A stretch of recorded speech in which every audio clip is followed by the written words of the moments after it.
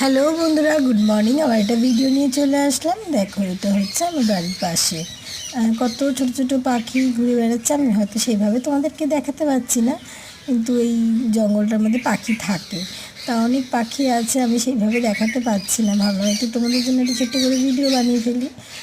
ওই জন্য বসে বসে ভিডিও বানাচ্ছিলাম আর কিছু কথা শেয়ার করতে চলে আসলাম।